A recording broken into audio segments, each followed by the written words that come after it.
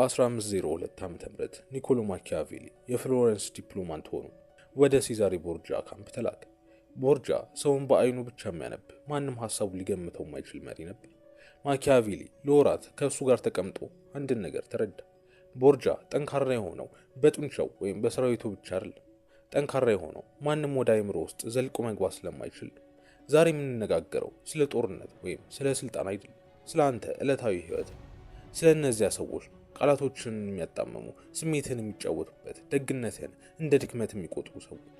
ማኪያቬሊ ከ500 ዓመታት በፊት የጻፈው መጽሐፍ ዛሬ በቢሮ፣ በፖለቲካ፣ በግንኙነት፣ በጓደኝነት ውስጥ ሊጠቀምበት የሚችለው መሳሪያ ነው። እነዚህ 7 ትምህርቶች ጨካኝ ናቸው፣ ምቹ አይደሉም፣ ግን እውነት ናቸው። ሲጨርሳቸው ማንም ሊያታልልህ የማይችል ሰው ሆነህ ትወጣለህ። ትምህርት ቁጥር 7 ደግሞ ሁሉንም ነገር የሚያገናኘው ቁልፍ ትምህርት ነው። ስለዚህ እንጀምር። ትምህርት 1፣ ሐሳብህን ሙሉ ለሙሉ አትግለጽ። ማኪያቬሊ ልዑሉ ወይም ደ ፕሪንስ በተባለው መጽሐፍ ውስጥ አንድን ነገር በተደጋጋሚ ይናገራል። ኃያላን መሪዎች የሚወድቁት ጠላት ስላላቸው አይደለም። የሚወድቁት እያንዳንዱ ሰው የቀጣይ እርምጃቸውን አስቀድሞ መገመት ስለሚችል። አንድ ታሪክ ልንገር። ፍራንቼስኮ ስፎርዛ የተባለ የሚላን መስፍን ነበር። ገና ወጣት ሳለ የስልጣን ጨዋታ ውስጥ ገባ። ተቀናቃኞቹ ሁሉ ስለሚቀጥለው እርምጃው ይነጋገሩ ነበር፣ ይገምቱ ነበር፣ ወጥመድ ያዘጋጁ ነበር። ግን ስፎርዛ አንድ ልማድ ነበር። ውሳኔ ካደረገ በኋላ እንኳን ለማንም አይናገርም ነበር።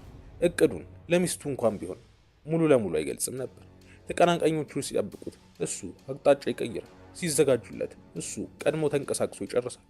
ይህ ለምን ይሰራል ካልክ፣ ምክንያቱም ሰዎች ሊጎዱህ የሚችሉት የሚያውቁት ነገር ልክ ሲሆን ብቻ ነው። አንተ ቀጥሎ ምን እንደምታደርግ፣ ምን እንደምታስብ፣ ምን እንደሚያስከፋህ ካወቁ ያንን መረጃ እንደ መሳሪያ ይጠቀሙበታል። ይህ ማለት ግን ውሸታም ሁን ማለት አይደለም። ይህ ማለት ሁሉንም ካርታህን አታሳይ ማለት ነው። ስሜትህን ሁሉ በአደባባይ አትንዛ። እቅድህን ገና ሳይበስል ለሁሉም አትናገር። ዝምታ ራሱ ኃይል ነው፣ ምክንያቱም ዝምታ ውስጥ ማንም ምን እንደያዝክ አያውቅም። ትምህርት 2፣ ሰውን በቃላቱ ሳይሆን በተግባሩ ፍረደው። ማኪያቬሊ ስለ ቼዛሬ ቦርጃ ሲጽፍ አንድ አስገራሚ ታሪክን ይተርካል።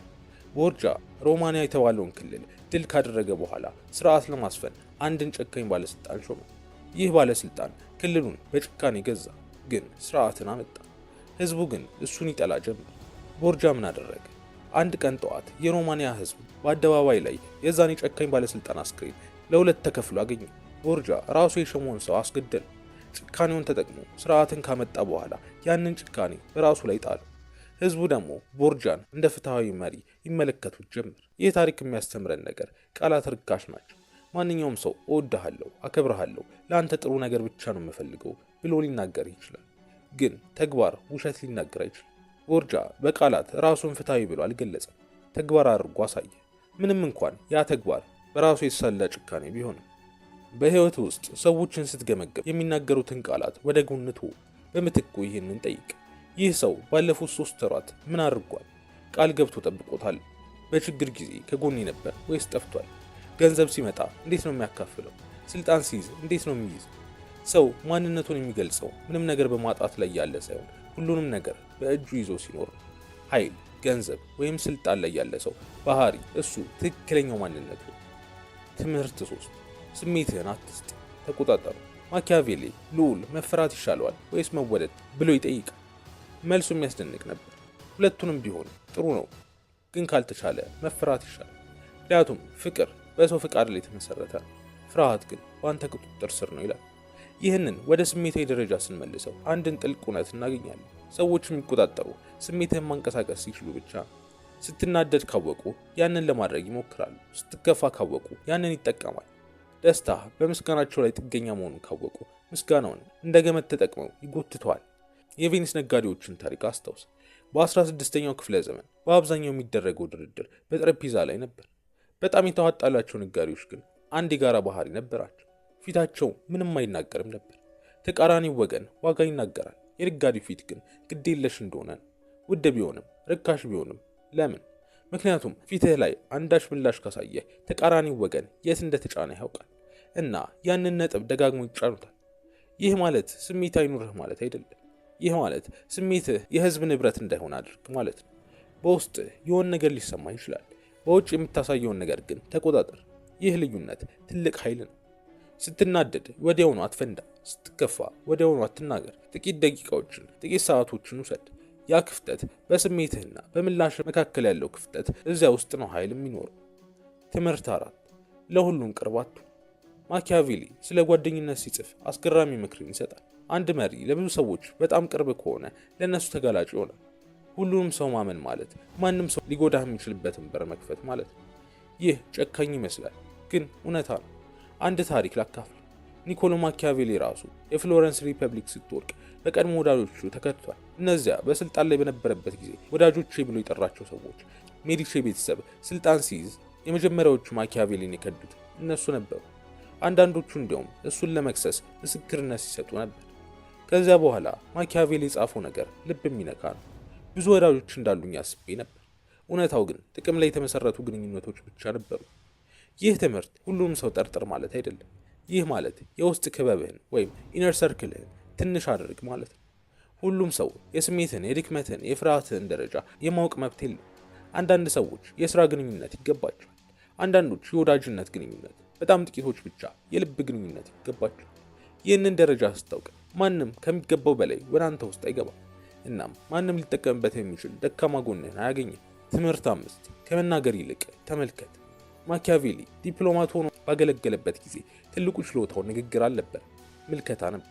ለወራት በተለያዩ ፍርድ ቤቶች ውስጥ ተቀምጦ ብዙ ባይናገርም ሁሉንም ነገር ይመለከት ነበር። ማን ለማን እንደሚንበረከክ፣ ማን ማንን በስውር እንደሚፈራ፣ ማን ስልጣን እንዳለውና እንደሌለው ይመለከት ነበር። ይህንን ችሎታ ወደ ዕለታዊ ህይወት ስናመጣው ኃይለኛ መሳሪያ ሆነ። አብዛኞቹ ሰዎች ውይይት ውስጥ ሲገቡ ቀጣይ የሚናገሩትን እያሰቡ ነው። የተቃራኒውን ወገን አይሰሙም። ግን ካዳመጥክ፣ በእውነት ካዳመጥክ ሰዎች ሳያውቁት ብዙ መረጃ ይሰጧል። የሰውነት ቋንቋቸውን ተመልከት። አይናቸው የት ያርፋል? እጃቸው ምን ያደርጋል? ንግግር ላይ ውጥረት ሲፈጠር፣ ስለምን ርዕስ ሲናገሩ ድምጻቸው ይለወጣል። እነዚህ ምልክቶች ከቃላት የበለጠ እውነት ይናገራሉ። ማኪያቬሊ ይህንን ጥበብ ያለ ትዕግስት ብሎ ይጠራው ነበር። ብዙ ሰዎች አንድ ውሳኔ ላይ መድረስ ችኩል ናቸው። ግን ጥበበኛ ሰው ይጠብቃል፣ ይመለከታል፣ ይሰበስባል፣ ከዚያ ብቻ ይንቀሳቀሳል። ችኩልነት ደካማነት ነው፣ ትዕግስት ደግሞ ኃይል ነው። በሚቀጥለው ውይይትህ ይህንን ሞክር። ከመናገር ይልቅ አዳምጥ፣ ጥያቄ ጠይቅ፣ ከዛም ዝም በል። ብዙ ሰዎች በዝምታ ውስጥ ምቾት ስለማይሰማቸው ያንን ክፍተት ለመምላት ብዙ ይናገራሉ እና ይህ ብዙ መረጃ ይሰጣል። ትምህርት 6 ማረጋገጫ ከውጭ አትፈልግ። ይህ ትምህርት ከማኪያቬሊ ፖለቲካዊ ትንታኔ ባሻገር ወደ ጥልቅ ስለ ልቦና ይመልሰናል። ማኪያቬሊ ስለ ገዢዎች ሲጽፍ ደካማ የሆኑ መሪዎች የጋራ ባህሪ እንዳላቸው ይነገራል። የህዝብን ውዳሴ ያለማቋረጥ ይፈልጋሉ። ይህ ፍላጎት ደግሞ ተጋላጭ ያደርጋቸው። ምክንያቱም ውዳሴውን ለመጠበቅ ትክክለኛ ውሳኔ ከማድረግ ይልቅ ተወዳጅ ውሳኔ ማድረግ ይጀምራል። ይህንን በህይወት ውስጥ አስብ። ስንት ጊዜ ነው በህይወት ውስጥ አንድን ነገር ትክክል ስለሆነ ሳይሆን ሰዎች እንዲያደንቁ ስለፈለግ ብቻ ያደረግ? ስንት ጊዜ ነው አንድ ሰው ተቃውሞ ስላሳየህ ብቻ ውሳኔን ይቀየር? ማንም ማረጋገጫ ወይም ቫሊዴሽን የሚፈልግ ሰው ያንን ማረጋገጫ በሚሰጡት ሰዎች ቁጥጥር ስር ይወድቃል። ማረጋገጫ የሚፈልገው ሰው ሁሌም እባክህ ውደደኝ የሚል ስውር መልእክትን ይልካል። እናም ብልህ ሰዎች ያንን ድክመት ተጠቅመው ይቆጣጠሩታል። ራስህን ከውስጥ ስታረጋግጥ ግን ማንም ባንተ ላይ ይህንን መሳሪያ መጠቀም አይችልም። ትችት ሲመጣ አይነቅፍህም፣ ምክንያቱም ማንነትህ በሌላ ሰው አስተያየት ላይ የተመሰረተ አይደለም። ውዳሴ ቢመጣም አይነፋፋህ፣ ምክንያቱም አስቀድመህ ራስን ታውቃለህ። ይህ ራስን የመቻል ብቃት ወይም ሰልፍ ሰፊሽንሲ ነው። ማኪያቬሊ በተደጋጋሚ ስለ ቨርቹ ሲጽፍ የገለጸው ራስን የመቻል፣ ራስን የመቆጣጠር ውስጣዊ ጥንካሬ ከውጭ ሁኔታ ነፃ የሆነ ነው። ትምህርት 7 ይህ የመጨረሻውና በጣም ኃይለኛው ትምህርት ነው። እናም ቀደም ብለን የተማርናቸውን 6 ትምህርቶች ሁሉ የሚያገናኝ ነው።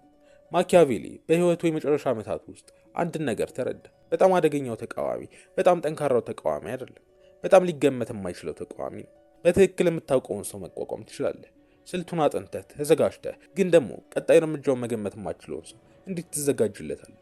ይህ የሁሉም ትምህርቶች ድምር ውጤት ነው። ሙሉ ሐሳብን ስትደብቅ ትምህርት 1፣ በተግባር ብቻ ስትፈርድ ትምህርት 2፣ ስሜትን ስትቆጣጠር ትምህርት 3፣ ውስጣዊ ክበብህን ጠባብ ስታረግ ትምህርት 4፣ ስትመለከት እንጂ ብዙ ሳትናገር ትምህርት 5፣ እናም ማረጋገጫ በውስጥህ ብቻ ስታገኝ ትምህርት 6። ውጤቱ ማንም ሙሉ ለሙሉ ሊረዳው የማይችል ሰው መሆን ነው። ስለዚህ ማንም ሙሉ ለሙሉ ሊጎዳ አይችልም። ግን እዚህ ላይ አንድ ጥንቃቄ ማድረግ አለብን። ሊገመት አለመቻል ማለት ትርምስ መፍጠር ወይም ውሸታም መሆን ማለት አይደለም። ማለትም የማይለወጥ ስርዓት ወይም ልምድ ውስጥ አለመግባት ማለት ነው። ሊገመት የሚችል ሰው ማለት ደካማ ጎኖች የታወቁ ሰዎች ማለት ነው። ሊገመት የማይችል ሰው ግን ሁልጊዜ ራሱ በእድገት ላይ ያለ በመማር ላይ ያለ ሁሌም ተመሳሳይ ወጥመድ ውስጥ የማይገባ ሰው ነው። ማኪያቬሊ ራሱ ህይወቱን ሲያጠናቅቅ ድሃ ሆኖ ከስልጣን ርቆ ሞተ። ግን መጽሐፉ ሀሳቡ ኖረ። 500 ዓመታት አለፉ። አሁንም እየተነጋገርንበት። ለምን? ምክንያቱም እውነተኛ ጥንካሬ በስልጣን ወይም በሀብት ውስጥ አልነበር፣ በአስተሳሰቡ ጥልቀት ውስጥ ነበር። ማንም ሊወርሰው፣ ሊሰርቀው፣ ሊያጠፋው የማይችል ቦታ ውስጥ ነበር። በመጨረሻም 7ቱን ትምህርቶች ስናጠቃልል፣ አንደኛ ሀሳብን ሙሉ ለሙሉ አትግለጽ። ሁለተኛ ሰውን በቃላቱ ሳይሆን በተግባሩ ፍረደው። ሶስተኛ ስሜትን ተቆጣጠር፣ ዝም ብለህ አትስጥ። አራተኛ ለሁሉም ቅርብ አትሁን። አምስተኛ ከመናገር ይልቅ ተመልከት። ስድስተኛ ማረጋገጫን ከውስጥ አግኝ። ሰባተኛ ሊገመት የማይችል ሰው።